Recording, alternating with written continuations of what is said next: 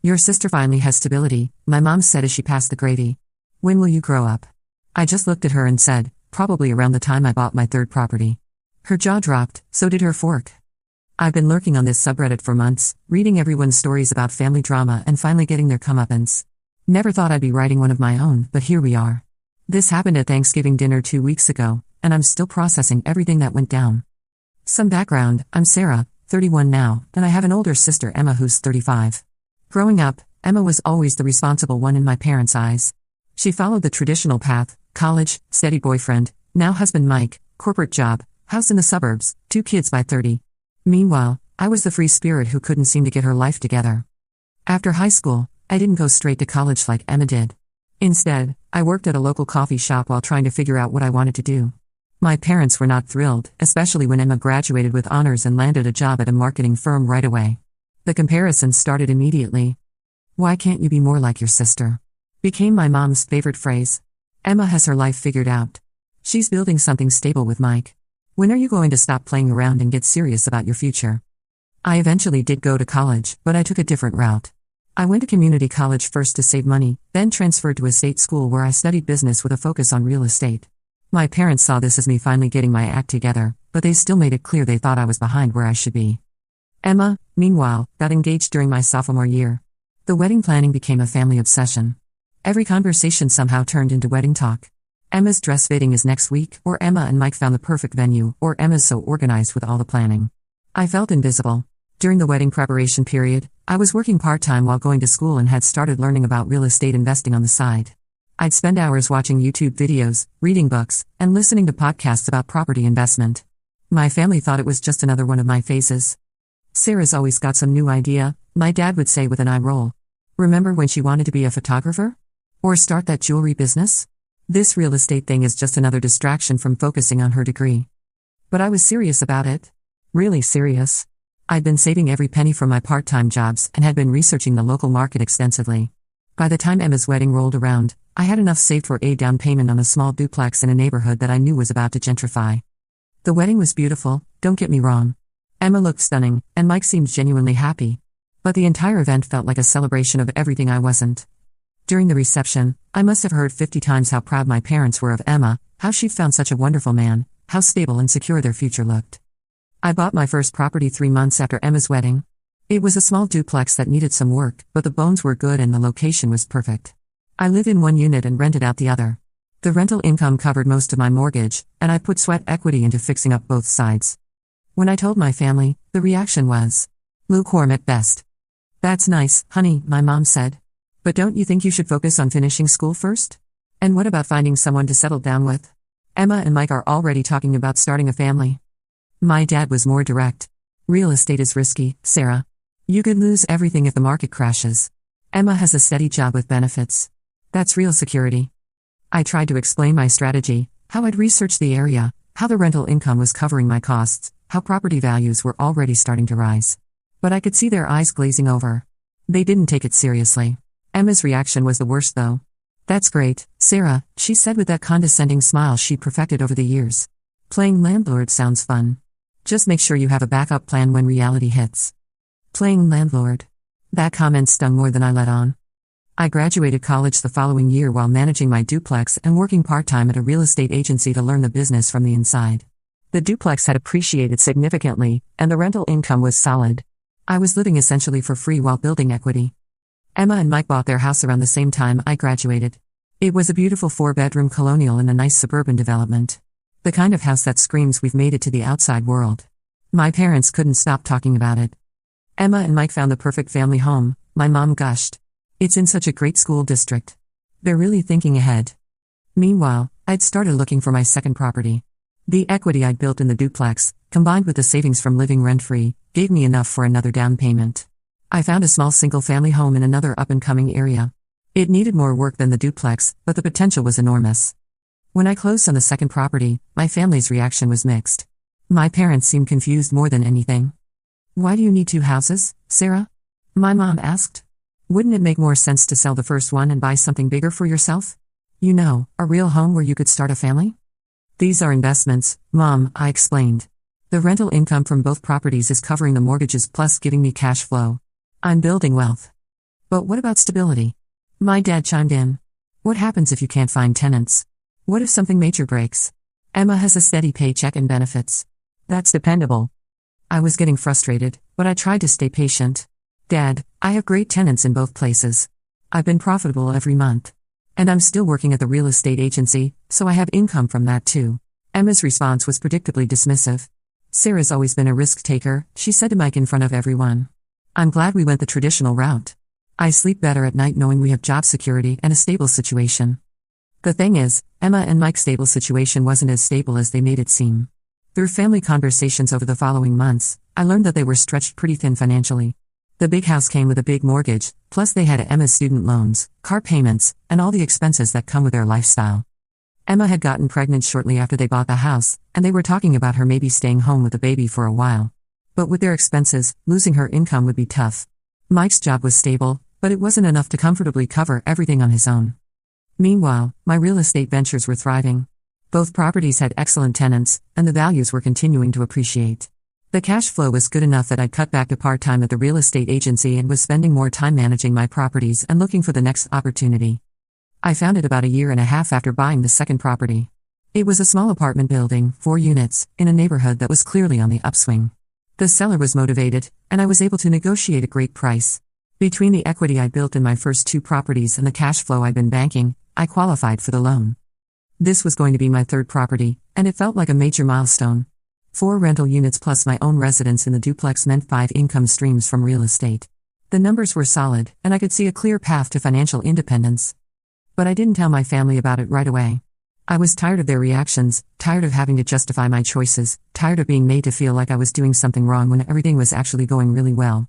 Emma had her baby around this time, a beautiful little girl named Lucy. The family attention shifted entirely to the new arrival, which was fine with me. I was busy with the apartment building anyway, getting it up to standards and finding good tenants. Emma decided to extend her maternity leave and eventually became a stay-at-home mom full-time. Mike's income was stretched to cover everything, but they made it work.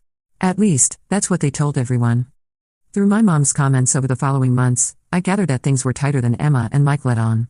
There were mentions of them having to be careful with expenses, of Emma clipping coupons and shopping sales, of them deciding to postpone some home improvements they'd been planning. Don't get me wrong, there's nothing wrong with being budget conscious. But it was a stark contrast to the stability narrative that had been pushed so hard when they bought the house. My real estate portfolio, on the other hand, was performing better than I'd projected. All the properties were occupied with good tenants, the cash flow was strong, and the appreciation had been significant. I was essentially living for free while banking several $1,000s a month in rental income. I'd also started getting my real estate license and was transitioning into real estate sales as well. The combination of rental income and sales commissions was adding up to a very comfortable living. But my family still saw me as the less stable one. At Emma's baby shower, I heard my aunt ask my mom, "How's Sarah doing? Has she settled down yet?" "She's still playing around with those rental properties," my mom replied. "We keep hoping she'll meet someone nice and start thinking about a real future." A real future. As if building a successful real estate portfolio wasn't real. During this period, I also started dating someone, a guy named David who worked in construction and understood the real estate business. We met when I hired his company to do some renovations on the apartment building. He was impressed by what I'd built and actually encouraged my ambitions instead of questioning them. The contrast between David's support and my family's skepticism was stark. When I told David about my plans for expansion, he'd ask thoughtful questions about cap rates and market analysis. When I told my family the same things, they'd ask when I was going to settle down and be realistic. David and I had been dating for about 8 months when Emma started making comments about him too. "He seems nice," she said after meeting him at a family barbecue, "but isn't he just a construction worker? I mean, what kind of future can you build with someone like that?" I was furious. "Someone like that? David owns his own construction company, Emma. He employs 12 people and probably makes more money than Mike does." But the damage was done. Even when I was dating someone, it wasn't good enough because he didn't fit their narrow definition of success. The relationship with David eventually ended about a year later, not because of my family's comments, but because our business goals started to conflict. He wanted me to partner with him on some larger commercial projects in other cities, but I was focused on building my local portfolio first. We agreed to stay friends and maintain our professional relationship, which is why he continued to help me with renovation projects. It was purely business after that. He'd give me contractor rates, and I'd refer clients to his company through my real estate sales. Around this time, I made what would turn out to be one of my smartest financial moves. I'd been watching a particular neighborhood that was clearly gentrifying, new restaurants opening, young professionals moving in, property values starting to tick up. There was a small triplex for sale that had been on the market for months because it needed significant work. The seller was motivated, and I was able to negotiate a price that was well below market value even in its current condition. I knew that with the right renovations, this property could command premium rents and appreciate significantly. I decided to take a more hands-on approach with this renovation. Instead of hiring everything out, I worked alongside contractors to learn the trades myself. I spent weekends tiling bathrooms, painting walls, and refinishing hardwood floors. David, even though we'd broken up, helped me with some of the more complex electrical and plumbing work. My family thought I'd lost my mind. Sarah's gutting some old house now, I heard my mom tell my aunt on the phone. She comes to dinner with paint under her fingernails and talks about subflooring like it's fascinating. I just don't understand what happened to my daughter. Emma was even more direct. You're 30 years old, Sarah, and you're spending your weekends doing manual labor. Don't you think there are better uses of your time? Like maybe trying to meet someone who could actually provide for you? But I wasn't just doing manual labor, I was learning skills that would save me thousands of dollars on future projects and gaining a deeper understanding of property values and renovation costs. Plus, there was something incredibly satisfying about transforming a rundown property into something beautiful and functional. The triplex renovation took 4 months, working mostly evenings and weekends while continuing to manage my other properties and real estate sales. When it was finished, it was stunning. I converted it into 3 luxury units that each rented for significantly more than I'd originally projected. This was my 3rd property now, and the renovation success gave me confidence to look for the 4th, the apartment building I'd mentioned to my family. That became property number 4, and the cash flow from all my rentals was strong enough that I transitioned to full-time real estate sales while managing my properties. But when I tried to share this success with my family, the response was predictably underwhelming. That's nice, honey, my dad said. But all that work you put in, don't you think your time would have been better spent focusing on your personal life? Emma and Mike are talking about having another baby. Wouldn't you like to start thinking about building a family instead of just accumulating property? I wanted to scream. I just completed a major renovation project that had increased my net worth by 6 figures, and they were still focused on why I wasn't married with kids. Dad, I said, trying to keep my voice level, I just made more money in 4 months than most people make in 2 years. How is that not worth celebrating? Money isn't everything, Sarah, my mom chimed in. Emma has something money can't buy, a loving family, stability, a sense of purpose beyond just making more money. It was around this time that I learned Emma and Mike were actually having some serious financial problems. Emma let it slip during a conversation about holiday plans that they might not be able to afford their usual trip to see Mike's parents because money was a little tight right now. When I pressed gently for details, the full picture emerged. Mike's company had been downsizing, and while he hadn't lost his job, his hours had been cut back. Emma had quit her marketing job when she decided to stay home full-time with Lucy, which had seemed like a luxury decision at the time. But now, with Mike's reduced hours, losing that income was devastating. They were behind on their mortgage payments and had been using credit cards to cover basic expenses. I felt terrible for them, but I was also frustrated by the irony. Here was the stable couple that my parents constantly held up as an example, and they were one emergency away from financial disaster. Meanwhile, I had multiple income streams, no debt except strategic mortgages, and enough cash reserves to weather any storm. I offered to help Emma and Mike financially, but Emma's pride wouldn't let her accept. We'll figure it out, she said. This is just a temporary rough patch. Mike's company will bounce back, and things will get better. But things didn't get better. Over the following months, I watched my sister and brother-in-law struggle with increasing desperation. Mike took a second job driving for a ride-share company on weekends. Emma started selling things on Facebook Marketplace, first items they didn't need, then things they actually wanted to keep. The stress was clearly affecting their marriage too. At family gatherings, they barely spoke to each other, and when they did, there was an underlying tension that was painful to watch. My parents seemed oblivious to their financial struggles, or maybe they were in denial. They continued to praise Emma and Mike's stable lifestyle while making subtle digs about my risky real estate ventures. This denial reached peak absurdity when Emma and Mike had to sell their house. They couldn't keep up with the mortgage payments, and rather than lose it to foreclosure, they decided to sell and move into a rental apartment.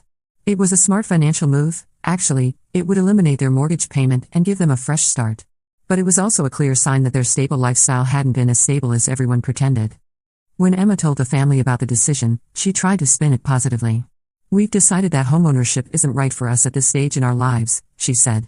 Renting will give us more flexibility and freedom from maintenance responsibilities. My parents bought this explanation completely. That's very wise, my mom said. There's a lot to be said for not being tied down to one property. You're being very practical. I sat there listening to this conversation with my mouth hanging open. When I'd started investing in rental properties, I was being risky and impractical. But when Emma and Mike were forced to sell their house due to financial pressure, they were being wise and practical. The double standard was so blatant it was almost comical. But the situation got even more ironic when Emma asked if they could rent the house they'd just sold. The new owners were planning to use it as a rental property, and Emma wondered if they could stay as tenants. It would be perfect, she told me privately. We know the house, Lucy is comfortable there, and we wouldn't have to move. I gently pointed out that this meant they'd be paying rent to live in a house they used to own, essentially making mortgage payments for someone else instead of building their own equity. I know, Emma said, tears in her eyes. But what choice do we have? We can't afford to buy right now, and at least this way Lucy doesn't have to change schools. I felt awful for her, but I also couldn't help thinking about all the times she dismissed my real estate investments as playing landlord. Now she was going to be paying rent to someone who was doing exactly what I'd been doing all along. The new owners did agree to rent to Emma and Mike, which solved their immediate housing problem but created a new source of stress. Emma was constantly worried about whether their rent would go up, whether the new owners would sell again, whether they'd be forced to move. I hate not having control over our housing situation, she confided to me. When we owned the house, at least we knew where we stood. Now we're at the mercy of someone else's decisions. I bit my tongue and didn't point out that this was exactly why I'd gotten into real estate investing in the first place, to have control over my housing situation and create multiple income streams so I'd never be at anyone else's mercy. Meanwhile, my own real estate portfolio continued to grow. The triplex renovation had been so successful that I'd started looking for other value-add opportunities. I found a small commercial building, a former office space that could be converted into retail units, in an area that was being mismanaged by an out-of-state owner who was tired of dealing with it. With some renovation, it could become a profitable small retail plaza. This would be my 5th property, and it felt like a major milestone. The numbers worked well, especially with the potential to increase rents once the renovations were complete and I could market it properly. I made an offer that was accepted, and suddenly I was a commercial real estate owner. This purchase pushed my total real estate portfolio value over the $3 million mark, between the duplex, single-family home, triplex, apartment building, and now this commercial building. Though I didn't share this milestone with my family. I was tired of their lukewarm responses to my success. The commercial building turned out to be an even better investment than I'd projected. After renovating it into 4 retail units, I was able to rent 3 of them immediately at rates higher than I'd originally projected.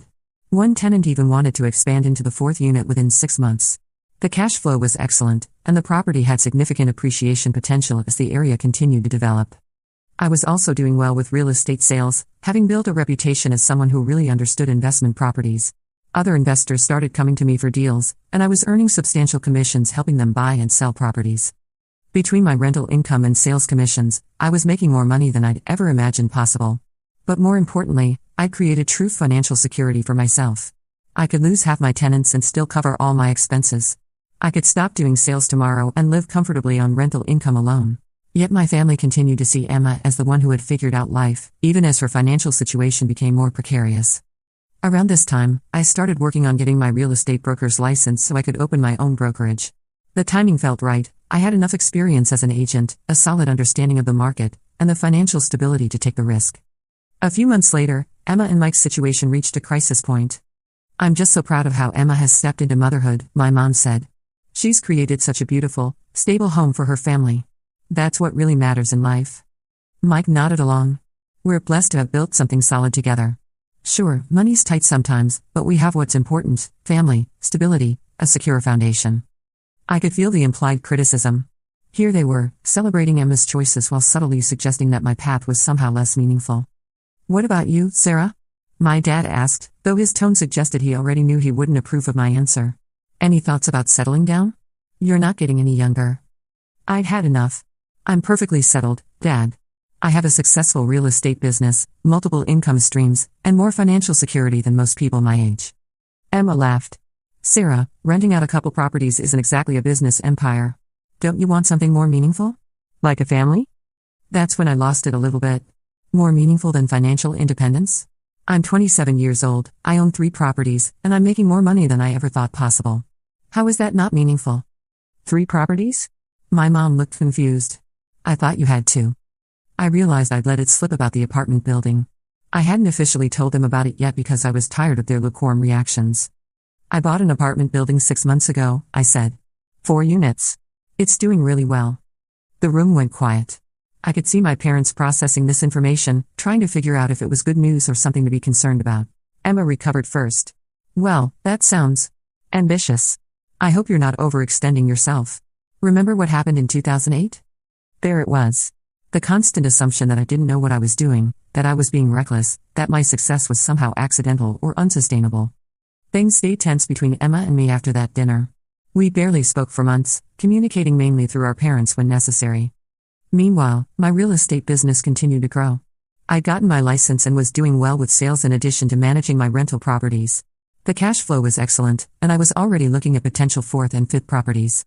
Emma and Mike, from what I could gather through family updates, were struggling more than they'd admit.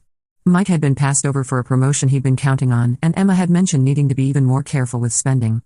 I wasn't happy about their struggles, but I was frustrated by the continued narrative that their path was somehow more secure or responsible than mine. This whole situation came to a head at Thanksgiving 2 weeks ago. We were all gathered at my parents' house, me, Emma, Mike, baby Lucy, now a toddler, and my parents. The conversation was pleasant enough at first, focused on Lucy's development and general family updates. By this point, I'd actually closed on a sixth property the month before, a small office building downtown that I bought from a retiring lawyer. It was fully leased to an accounting firm on a long-term contract, and the return on investment was fantastic. But I hadn't mentioned it to my family yet, knowing they'd find some way to diminish the achievement. But then, as we were eating dinner, my mom started in on her favorite topic. "Emma, I'm just so impressed with how you've created such a stable home environment for Lucy," she said, passing the gravy. "You've really found your calling as a mother. It's wonderful to see someone who has their priorities straight." I felt my jaw clench, but I tried to stay quiet. "Thanks, Mom," Emma said, beaming. "It hasn't always been easy, especially financially, but Mike and I are committed to providing Lucy with security and stability. That's what matters most." My dad nodded approvingly. "That's exactly right. There's something to be said for the traditional approach. Building a solid foundation, making responsible choices, thinking about the future." The implied criticism was clear as always. Emma had made responsible choices. Emma was thinking about the future. Emma had stability. Then my mom looked directly at me. "Your sister finally has stability," she said, as if this was some great achievement that had been in doubt. "When will you grow up?"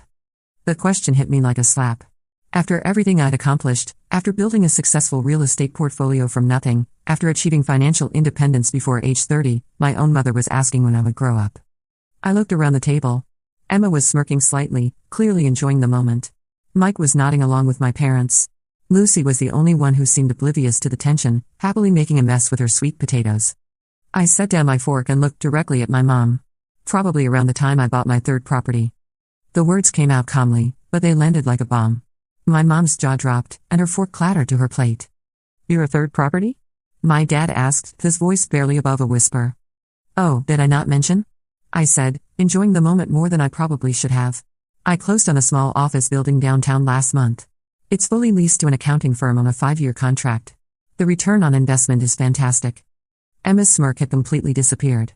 "You bought an office building?" I said, taking a bite of turkey. "It's actually my 6th property total, if we're counting everything," I said, taking a bite of turkey. "The duplex, the single-family home, the triplex, the apartment building, the retail plaza, and now the office building." The silence stretched on for what felt like forever.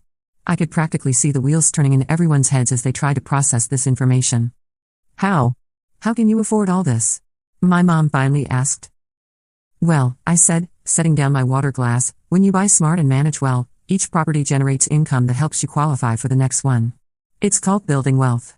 The cash flow from my first 5 properties, plus my real estate brokerage income, made the office building purchase pretty straightforward." Mike cleared his throat. "But the risk." "What risk?" I asked genuinely. "I have multiple income streams, excellent tenants, properties in appreciating areas, and enough cash flow to cover all my expenses plus save for future investments. How is that riskier than depending on a single employer for your entire financial security?" Emma looked like she'd been punched in the stomach. "But what about having a family? What about stability?" "Emma," I said gently, "I have more stability than most people dream of.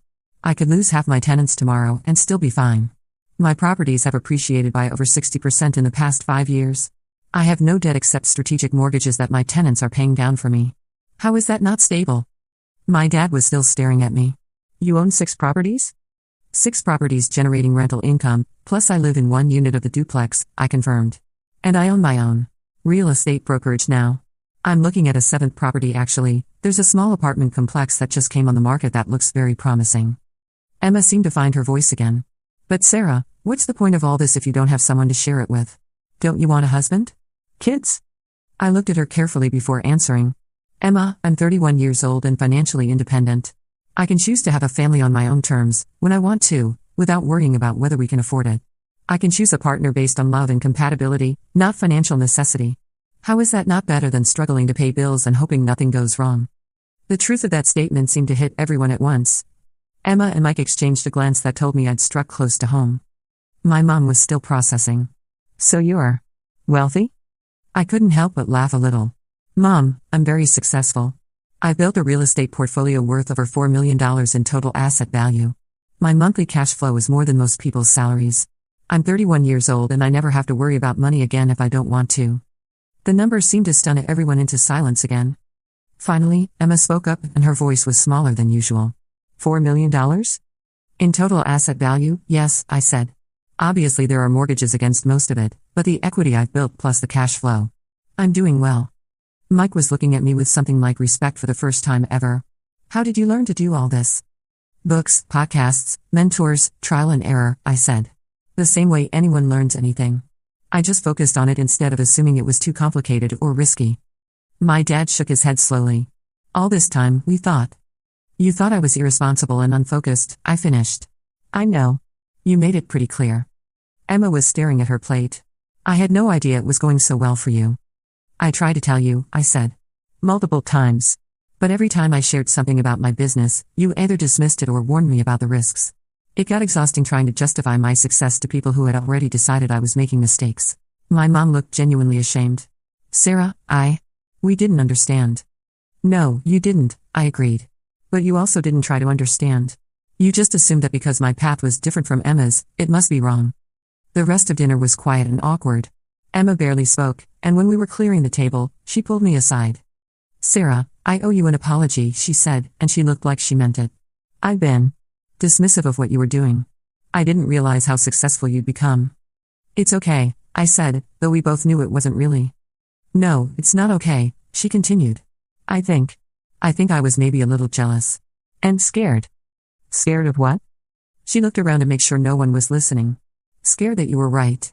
That there was a better way to do things and I'd chosen wrong. That admission surprised me. Emma, you didn't choose wrong. You chose what was right for you. The problem was everyone acting like your way was the only right way. She nodded, tears in her eyes. Mike and I are struggling, Sarah. More than we've let on. We're living paycheck to paycheck, and if anything happened to his job. She didn't finish the sentence. I felt bad for her then. Is there anything I can do to help? She shook her head. You've done enough by proving that there are other ways to build security. Maybe you could teach me some of what you've learned? Of course, I said. We hugged then, really hugged, for the first time in years. My parents pulled me aside before I left that night. Both of them looked embarrassed and proud at the same time, an interesting combination. Sarah, my dad said, we owe you a huge apology. We've been unfair to you. We just didn't understand, my mom added. We thought we were protecting you by encouraging you to follow a more traditional path. I know, I said. But maybe next time, you could try to understand what I'm actually doing before deciding whether it's good or bad? They both nodded emphatically. As I drove home that night to my duplex, my first property, the one they'd all dismissed as playing landlord, I felt a mixture of vindication and sadness. Vindicated because I'd finally gotten the recognition I deserved, but sad because it had taken so long and caused so much tension. The best part, though, was the text I got from Emma 2 days later. Hey, I've been thinking about our conversation. Would you be willing to help Mike and me look into maybe buying a small rental property? We have some equity in our house that we could tap into. I smiled and texted back, absolutely. Let's start with some books I can recommend, and then we can look at numbers together. Maybe it's never too late to grow up, for any of us. The family dynamic has definitely shifted since that dinner. My parents now ask about my real estate business with genuine interest instead of concern. Emma and I text regularly about investment strategies and market trends. Mike has started reading the books I recommended and seems genuinely excited about the possibility of building some additional income streams. And me? I'm still looking at that apartment complex. The numbers look really good, and it would be nice to add some larger multifamily diversity to my portfolio. After all, girls got to keep growing up.